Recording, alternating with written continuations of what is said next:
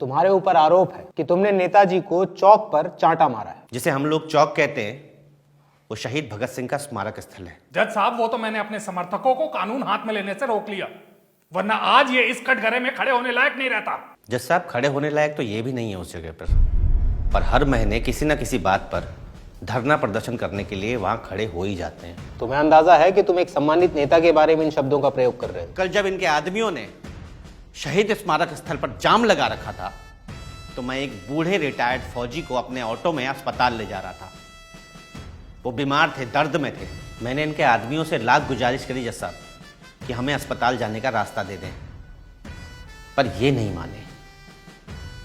Auto में बैठे हुए वो फौजी भी यही सोच रहे थे कि क्या उन्होंने अपनी जवानी देश के लिए इसलिए निछावर कर दी कि आज अपने देश में उनको अस्पताल जाने तक का रास्ता भी नहीं है।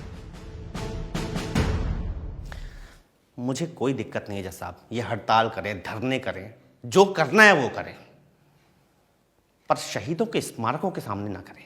सरदार भगत सिंह ने गोरी सरकार के कान खोलने के लिए असेंबली में धमाका किया था, पर इनके लाउडस्पीकर के शोर में आज हमारी जनता सिर्फ बहरी नहीं, अंधी भी हो गई है।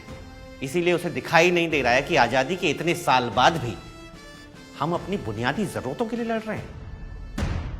यही कारण है कि आज ऐसी पार्टियां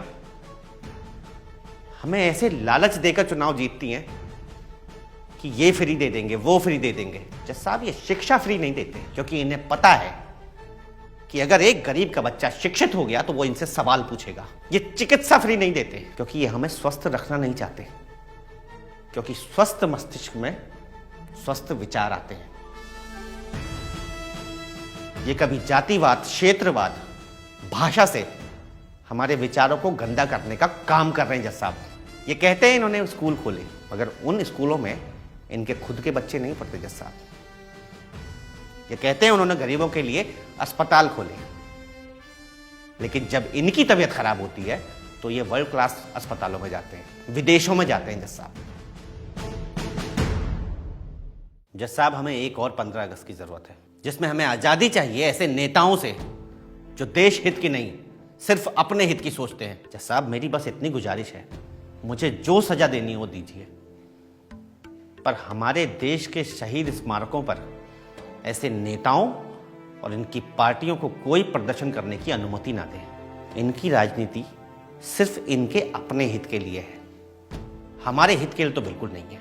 जज साहब, हमारे देश में रोज किसी स्मारक में किसी शहीद का अपमान हो रहा है। जिन शहीदों ने हमें आज़ादी दिलाई थी, आज उनके स्मारकों को इन प्रदर्शनों से हमें आज़ादी दिलानी है जज साहब।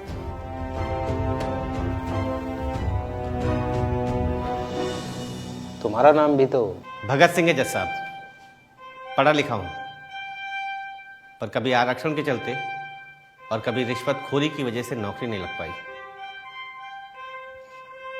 स्कूल में 15 अगस्त के फंक्शन में भगत सिंह का रोल किया करता था, पर उनके जैसा थोड़ा सा जज्बा अब अपने अंदर लाने की कोशिश कर रहा हूं। धर्म, जातिवाद, क्षेत्रवाद में जिस जनता को इन्होंने फंसा दिया है, उस जनता को आज़ादी का सही मतलब बताने के लिए मैंने ये धमाका किया।